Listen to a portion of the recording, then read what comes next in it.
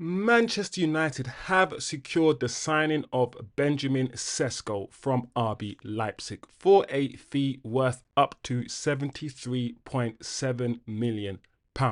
This is a fee of £66.3 million as a base fee with £7.4 million in add-ons. He is Manchester United's third major signing after the announcements of Brian Mbeumo and Matheus Cunha, and he is the fourth signing of the summer if you include Diogo Leon.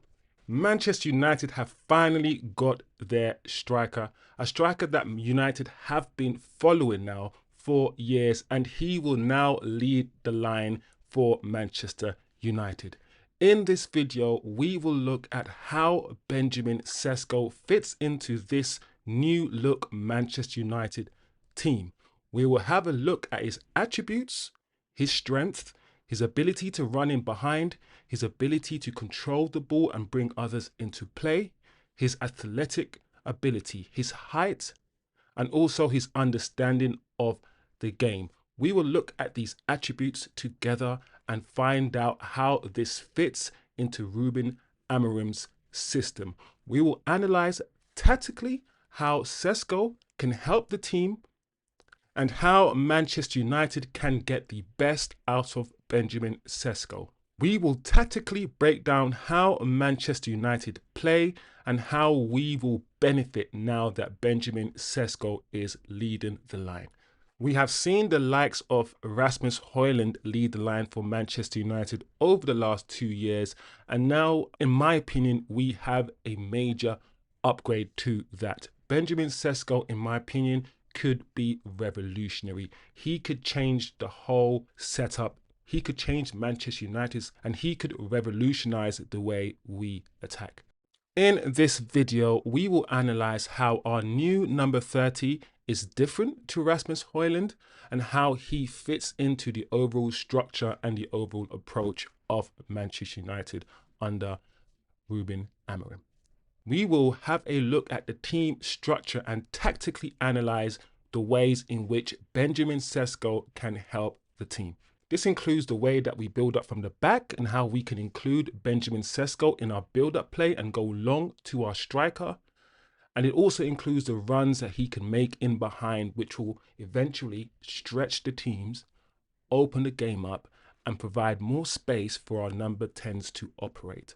We will also aim to highlight the major differences between Benjamin Sesko and, of course, Rasmus Højlund. Benjamin Sesko's ability to use his pace and run in behind. Now, running in behind, utilizing your pace is something that we expected a lot more from Rasmus Højlund. One of his major strengths, Højlund, is his speed. And when we brought him in, especially under Ruben's Amorim system, there is an expectation that you must stretch the game, stretch the teams, make runs in behind, expand the pitch, and of course, make more room for the players to play. It is essential, absolutely essential, that the striker makes runs in behind and stretches the game. It's one of the reasons why Ruben Amorim favoured Højlund over Xerxes. And in my opinion, this is one of Sesko's major strengths. He doesn't just use his pace and run into blind alleys. He's quite intelligent with his runs. He's quite intelligent with his movement, and also once he makes these runs in behind, he has the technical ability to control the ball, which means our players can move up the pitch.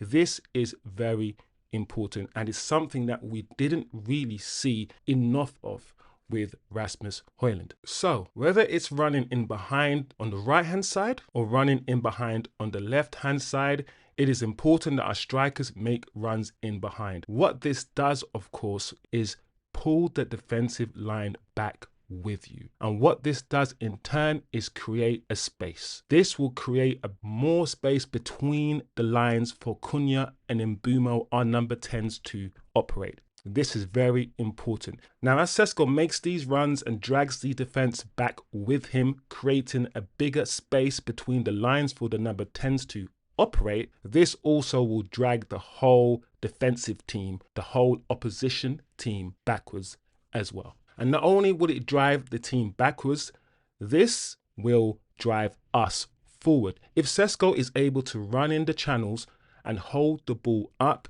it means our team can push up. This will enable us to squeeze into the opposition's half of the pitch, something we didn't do enough of last season. We weren't able to run the channels as much as we wanted to.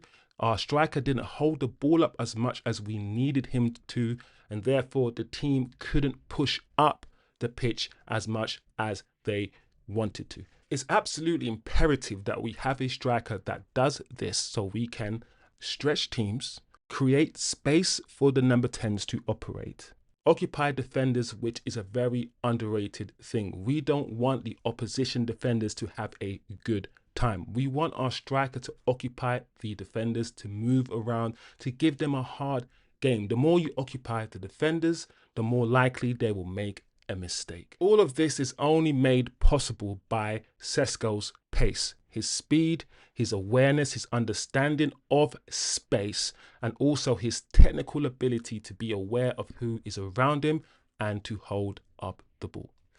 Now, one thing that is evident watching pre-season and watching Amorim's tactics unfold is that he is approaching the game more flexible than he did last season. One of the major drawbacks last season, in my opinion, was Amorim's lack of flexibility with regards to his system. However, in pre-season, we have already seen Amorim adopt two different systems. We have seen Amorim adopt a more flexible and a more interchangeable front three. With Mason Mount, Mbeumo and Cunha, we had a front three that interchanges. That is a good thing, but also quite a negative thing.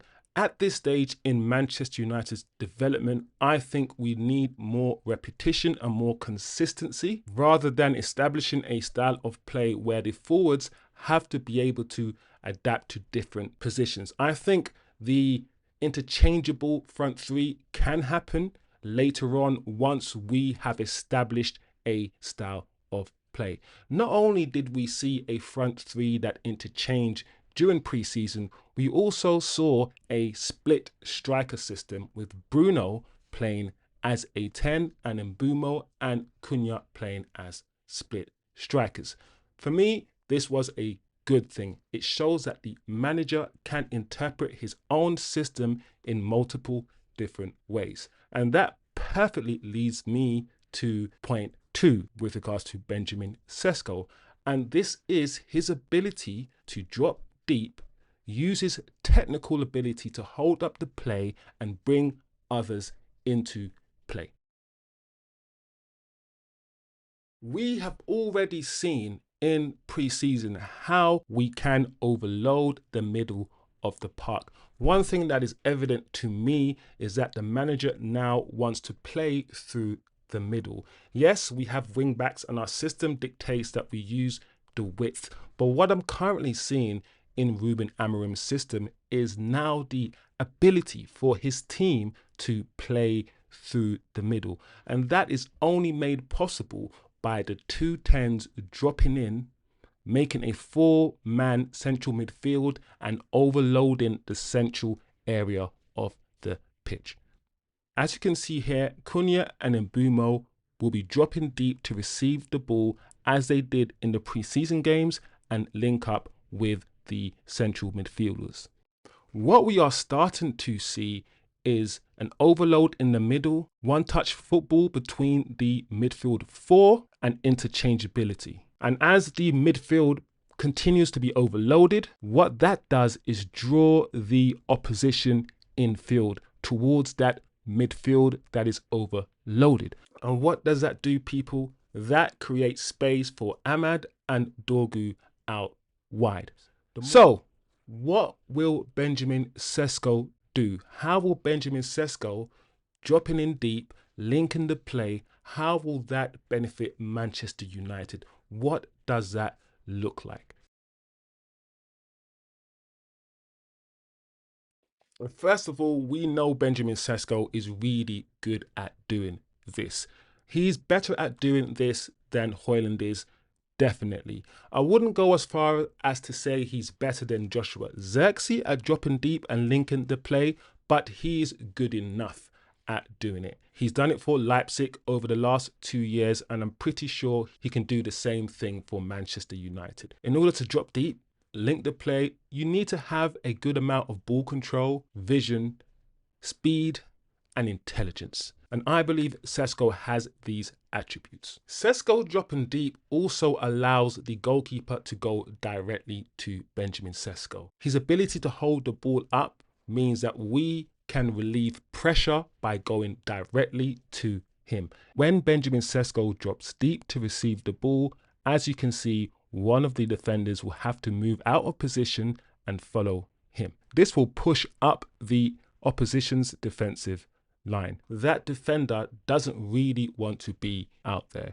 He doesn't really want to follow Benjamin Sesko. And if Benjamin Sesko is able to control the ball, he will have options. An option to lay it off to one of the 10s or one of the midfielders, or of course spin and turn, make a run himself. And importantly, he has created space by dragging the defender out of position. He's created space in this example for Cunha to make his run. And as mentioned before, if Sesko does drop deep to collect the ball, if we do overload the middle of the park, that will drag the opposition infield, creating space for Dorgu and Ahmad down the wings. So Sesko, using his attributes, his link-up play, his vision, his IQ, and also his close control, his ability to link play is a major positive for Manchester United. It enables us to go direct to him to relieve pressure. Sometimes we cannot play out from the back and we need to go directly to our striker. It enables space if he drops deep for the number 10s to run in behind, and we know that Mbeumo and Cunha are very good at exploiting those spaces. And importantly, it drags the defender out of position. So, while not the finished article, and while he does have a lot to improve, Sesko has the ability to either run in behind and stretch teams, as I've mentioned before, and also he can drop deep and link the play. We don't need to choose between Højlund and Joshua Zirkzee for those attributes. We have all of those attributes in one striker. In discussing Sesko's attributes, his strengths and how we can hone them, how we can develop them and also benefit from them, and how also he fits into the structure, I think it will be absolutely remiss of me not to mention his height and his heading ability. Sesko is 6'5". He's a very tall guy and he scores a lot of headers. He is a big threat in the air, and for me that is a beautiful thing, because we have Mbeumo, who's one of the best set piece takers and crossers in the Premier League, and also Dorgu put in a lot of crosses last year. So I'm expecting us to be more dominant in the air. I'm expecting Sesko to score goals, but not just score goals, people. I'm expecting him to be a menace. I'm expecting defenders to have problems marking him in the air. He is an absolute threat in the air, and that opens up more avenues of play. Not only can we play down the middle, not only can we play down the wings, but he gives us an extra dimension. Every football team needs different ways of playing and different ways of scoring. Now we have multiple different ways that we can put the ball in the back of the net. I think it is also important to understand and to acknowledge, to appreciate his shooting technique. Now, while Sesko still has a way to improve his shooting, he's not the best at one-on-one dribbling, and he's not the best at one-on-one with the goalkeeper. He does have improvements to make. However, he has phenomenal shot power. His shot power is absolutely terrifying. And I think with more development under Ruben Amorim, we can really hone those skills, develop his shooting technique, and he has the ability to not only shoot inside the box, Sesko can shoot outside the box. He in some ways is rather unpredictable, and that is a good thing. Benjamin Sesko is not the finished article by a long stretch.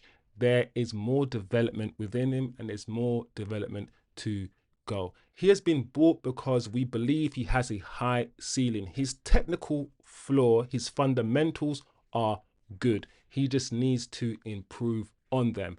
As opposed to Højlund, who, in my opinion, his technical floor, his fundamentals were not as high. He's a lot more raw than Sesko, and therefore needs a lot more development. And that's one of the reasons, unfortunately, it just hasn't worked for Højlund. I truly believe that with time and with patience, we can get Sesko to a world-class level. He has all the attributes necessary to get to that stage. He just needs to be developed intelligently. We now understand how he fits into the system, how with his attributes we can develop as a team, and how we can get better. We also understand how he fits into our overall approach and how many of his attributes actually suit the way we play perfectly. He essentially is an upgrade on Højlund, and what the manager is going to ask of him is essentially the same as he's asked of Højlund, but to a better standard. I really think we have a gem of a player here. Many other clubs were looking at him, and there aren't too many 22-year-old forwards that are of this quality around in Europe. I think in a few years to come, he will continue to develop into a monster of a footballer with his physical attributes as he continues to get better and acclimatize to the Premier League. I really hope that with this signing, Amorim has the striker, finally has the striker that he needs within the system, and we can really see Amorim ball take shape. Let me know your thoughts, people. Let me know how you think he's going to fit into the team, what tactics we will adopt, what his attributes are, what his strengths are, how we can develop them, and how the team will benefit from those strengths, people.